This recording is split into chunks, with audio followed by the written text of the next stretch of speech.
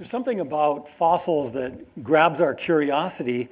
I think it's because they give us a sense of where we reside in the immensity of geologic time and how we and other animals fit on the evolutionary tree of life. I'm a paleontologist, and the main job of paleontology is to chart the genealogy of life forms across 4 billion years of Earth history. Ancestry.ca, not going to help us here. Normally, it's straightforward, placing an animal, living or extinct, in one of the main branches on the tree of life that we call phyla. This trilobite, for example, 500 million years old, it has external body armor that's segmented, so it's clearly lands squarely in the phylum Arthropoda with its living relatives like crabs, scorpions, insects, and the like. I want to tell you about another fossil animal, a new species that a colleague and I recently named, and that was exciting. But it turned out to be a major challenge figuring out which major branch to put that species on. And in so doing, as you'll see, we actually had to saw off a branch and graft it elsewhere on the evolutionary tree. But in so doing, I think we may have settled a century-long scientific dispute. The new fossils come from Mount Field, where the yellow circle is. And you've seen Mount Field if you've ever driven from Calgary to Vancouver. It's on your right on the Trans-Canada Highway in Yoho National Park, just before you get to the village of Field. When you look at Mount Field, you're looking into deep time, to the Cambrian period, 505 million years ago. All those rock layers you see were once sands and muds accumulating on the bottom of a tropical sea, and then eventually powerful geologic forces push those up to form the mountains that we see. The rocks in the yellow circle are part of a famous rock unit called the Burgess Shale. What makes the Burgess Shale special is that if you patiently split the shale, you can find amazingly preserved fossils like this that show anatomical details like eyes and guts and gills, normally not preserved in the fossil record. But where the yellow circle is, there are also some limestone layers within the Burgess Shale, but they've been largely ignored by researchers because the limestones don't split nicely, and the limestones are fairly barren of fossils. And so I was up there doing geological work with colleagues, so I thought, I'm going to take a look at those limestones. This is how the limestone looks on the ground. I'm not crying in that picture. That's me happy because the very first piece I picked up, which I've nicknamed the Rossetti stone, you'll see why in a minute.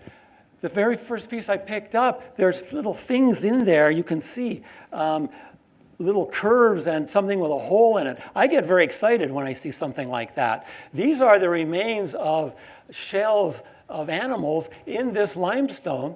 And so we packed up backpacks full of this limestone, hauled it down the mountain over several field seasons, got them to the lab, and I was able to use an acid technique to extract the fossils.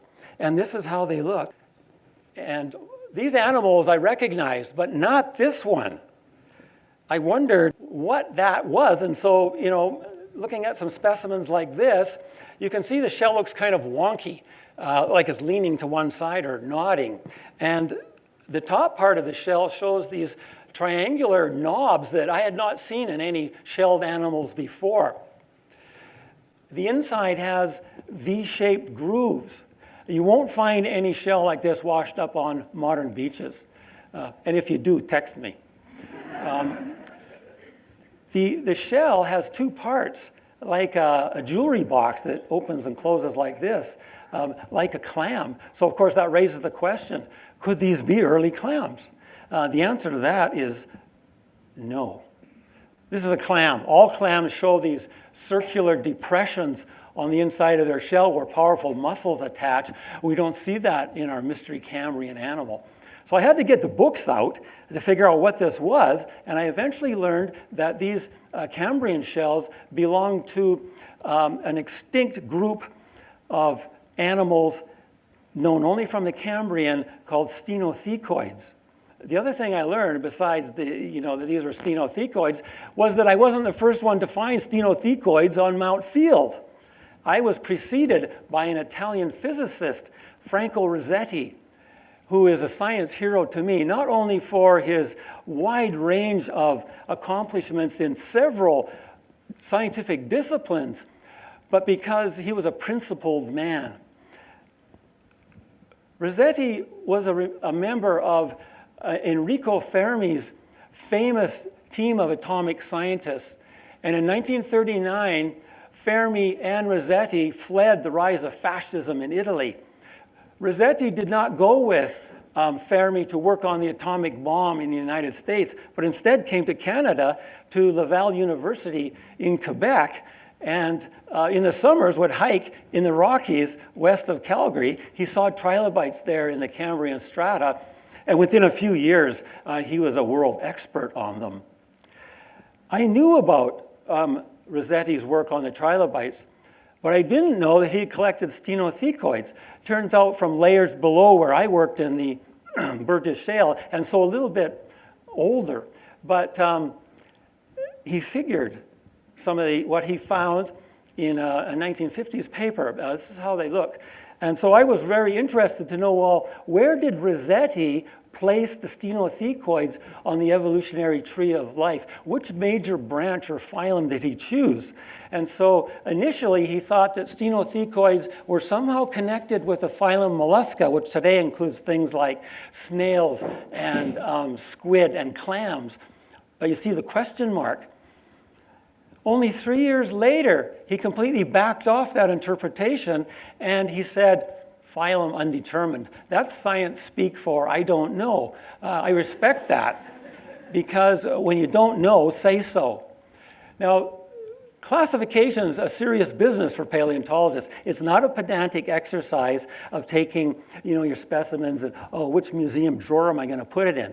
No, when you classify an organism, you're making a scientific hypothesis where that animal is placed on the tree of life. I knew that stenothecoids had been found in various places around the globe. And so I thought, well, let's see what other researchers said. Where do they put it? What I found was chaos. 4 different phyla had been proposed for the stenothecoids since their discovery in the late 1800s. That's a level of disagreement in paleontology that doesn't get much bigger. That's like someone saying, oh, hey, there's a bus. Somebody else says, no, that's a train. Somebody else, that's a plane. And so what did I think? I didn't know what to think. I was like Rossetti. I didn't know where the stenothecoids belonged in this, which phylum. The evidence that was presented by all of these authors really wasn't all that good. So it was actually kind of disappointing, because I realized even after all the months in the lab processing the samples, I really didn't have anything new or significant to bring to this discussion. And so I took the stenothecoid samples, put them away in a museum drawer, and left them. And my annual report that year sucked. So a couple of years later, I was looking for something else. I went through that drawer, and I saw, those dang stenothecoids. I'm going to take another look at those. And I saw something I had not seen before, and neither had anyone else. One of the specimens got tipped up on end, so I could look down on the pointy end of the shell, and you can see there's an opening there. But you don't really see that opening when you look at the shell in kind of flat view. But when you look at it end on, that opening is pretty conspicuous. No mollusk shows an opening in the shell like that. But brachiopods do, a different phylum. Here's a brachiopod. Brachiopods are still around now. There's that hole. That hole is for an arm-like structure that comes out and grabs the sea floor and holds them in place. But could this be just an evolutionary fluke? After all, birds and butterflies have wings, but it doesn't mean they're closely related. So I needed something else to really make a connection with the phylum Brachiopoda. So I zeroed in on the very fine ultra details of the stenothecoid shell with a scanning electron microscope.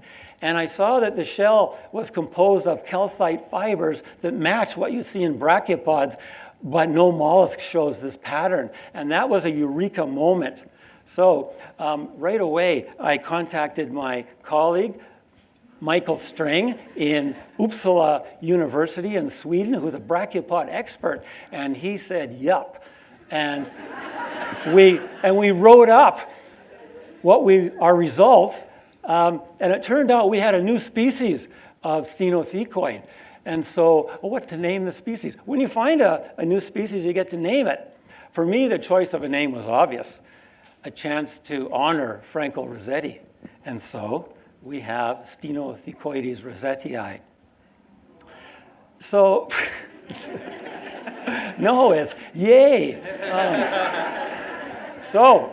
The next question is, with this new information, where are we going to put stenothecoids on the evolutionary tree of life?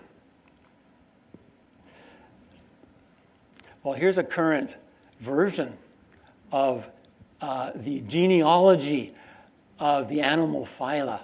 Some of these phyla have hundreds of species, some hundreds of thousands of species. This tree, to me, is a stunning achievement by hundreds of paleontologists and zoologists working for a couple of centuries, and now biologists adding information from DNA to puzzle out the genealogy of life. So for me as a paleontologist, to be able to contribute something enduring to this endeavor, this global endeavor, is a huge privilege and hugely exciting. So I've labeled some of the phyla, and that's us over on the right in the phylum Chordata. With our relatives, the fish, frogs, dogs, even dinosaurs. A strange thing about this tree is that you can see that we're more closely related to starfish than we are to, say, snails or scorpions. Another thing about this tree is that you realize we're blood kin to all other animals, like a big family, but not necessarily a happy family since we do eat one another. Now, so the question is then, so where do we put the stenothecoids? Here. This is where they were. That was the consensus view, that they belonged with the mollusks. But our work showed that we've got to cut that limb, and we have to graft it to the phylum Brachiopoda. But we can't put the stenothecoids right in the phylum Brachiopoda because they are missing some key brachiopod features and have some unique features of their own. So we attach it to the stem of the phylum Brachiopoda, and there's some wonky technology going on there. The brachiopods are the next one to the right there. So that makes them a stem group. But what this means is that the stenothecoids expand the range of body constructions or body plans for the brachiopod lineage to include asymmetrical forms in a group that had been exclusively symmetrical throughout their history. And that's something that I don't think anyone expected. So that then brings us to this. Following in the footsteps of Franco Rossetti, we have a new interpretation of the stenothecoid animal. And we had to cut a branch and graft it elsewhere, transforming that part of the evolutionary tree. And Franco Rossetti's name now resides in Stenothecoides rossettii for all time, for at least as long as there is science.